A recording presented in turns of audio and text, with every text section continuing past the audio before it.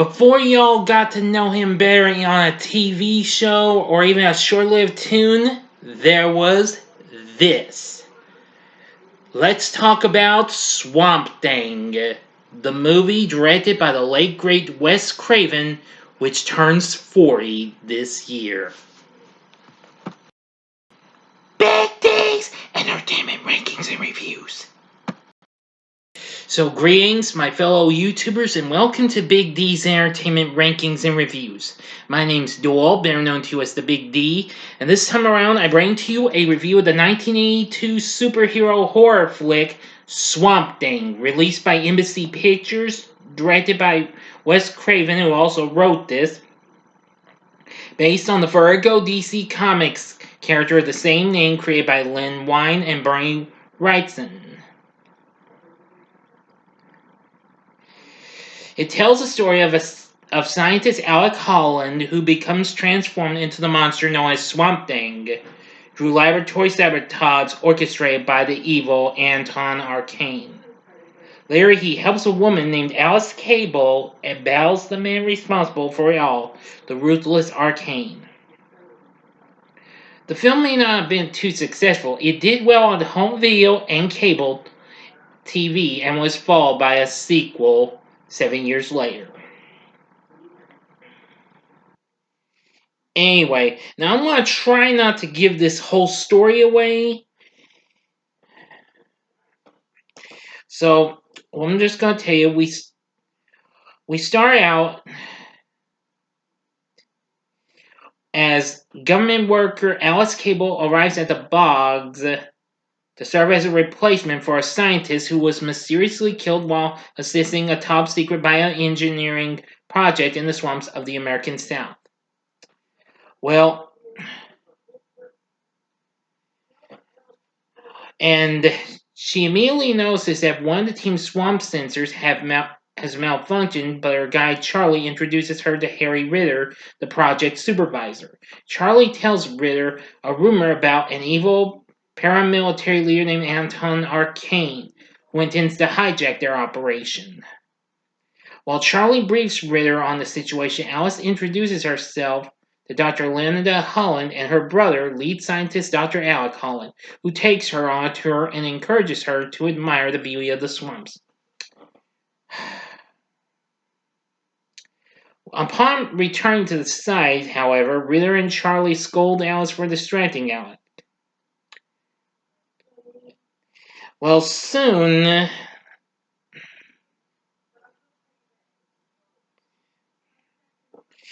later on, Linda shows a recent breakthrough, a glowing plant-based concoction with explosive properties. And then Alex shows Alice a hybrid plant and animal cell, his prized discovery. And sometime later, Alec notices that droplets of Linda's formula spawned rapid plant growth on the surfaces they touched. Apparently,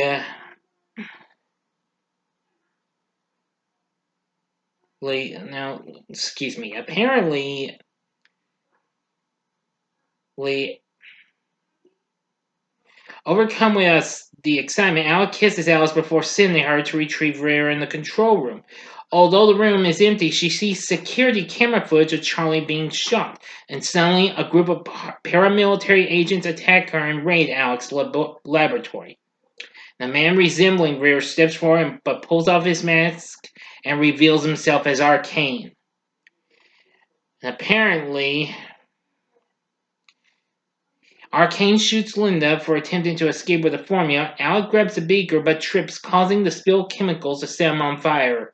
He runs outside and dives into the water to extinguish the flames as a series of explosions burst from the water. So, Arcane's henchmen try to,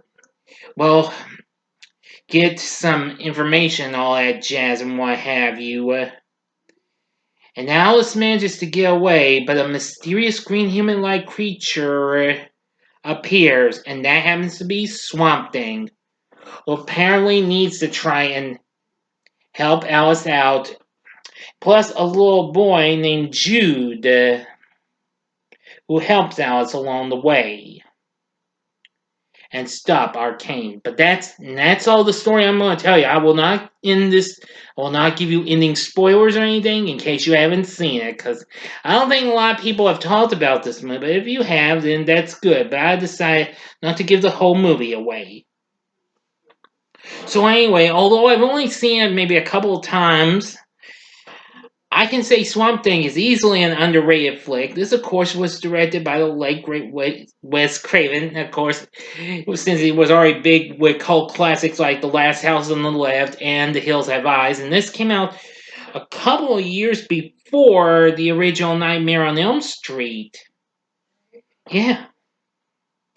Anyway, and the score was done by Harry Manfredini, who recently did the music for the Friday the 13th franchise, which was already starting off big in ways.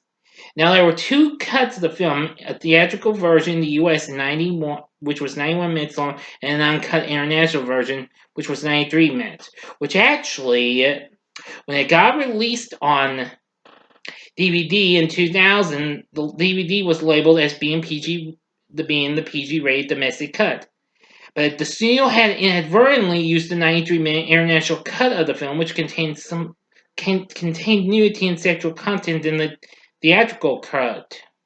And this DVD also has an error in the list of release as 81 instead of 82, which 81 was probably the year the film was actually produced.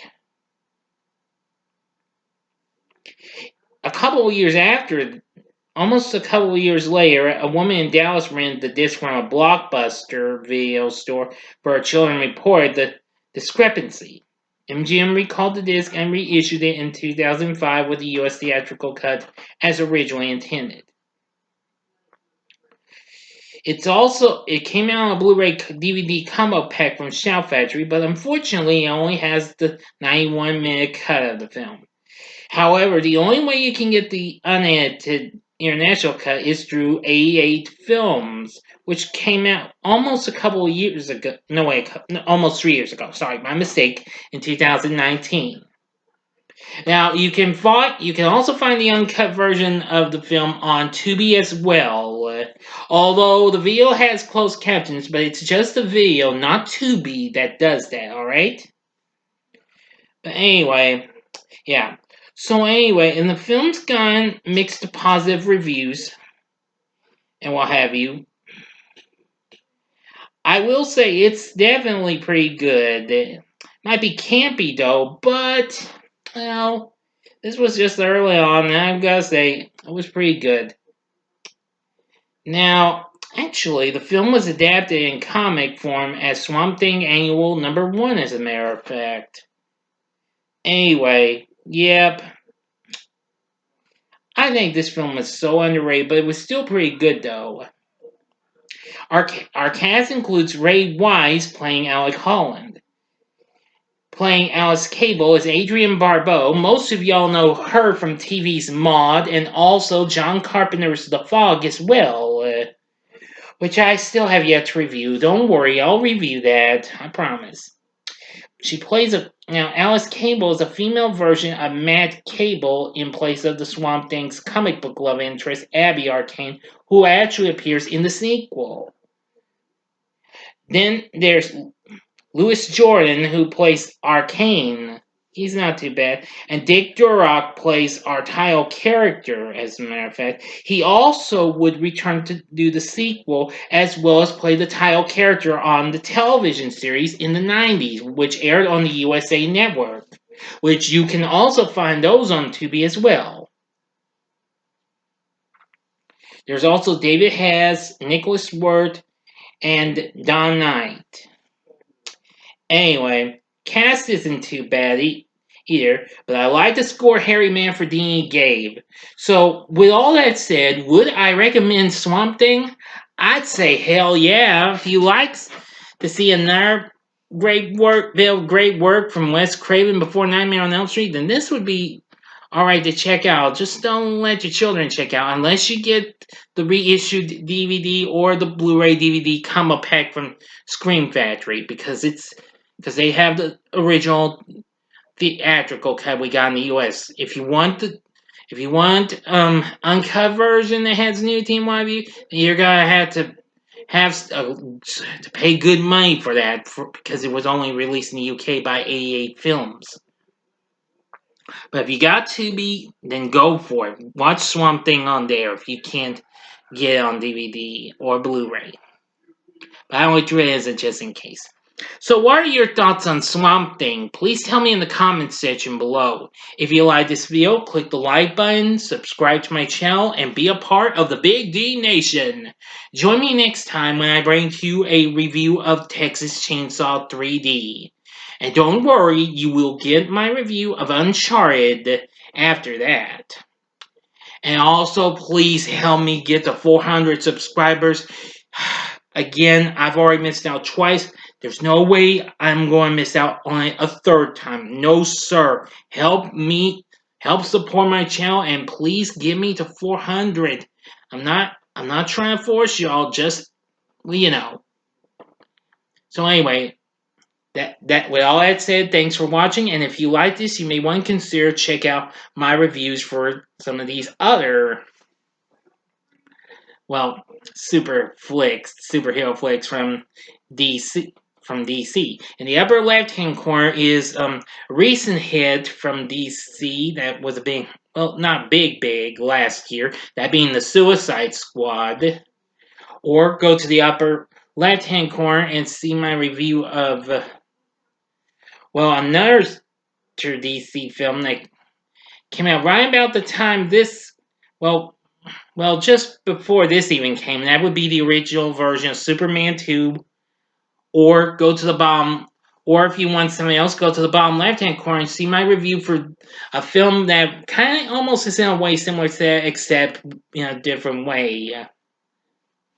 And about a man who manages to try to keep, well, to change his appearance and what have you, with masks and what have you, in the form of Sam Raimi's Darkman. And the bottom right-hand corner is the button you can click to subscribe. If you like rankings and reviews on movies, TV, music, video games, etc., then I'm your guy. Thanks for watching. Until next time, I'm the Big D saying, see ya.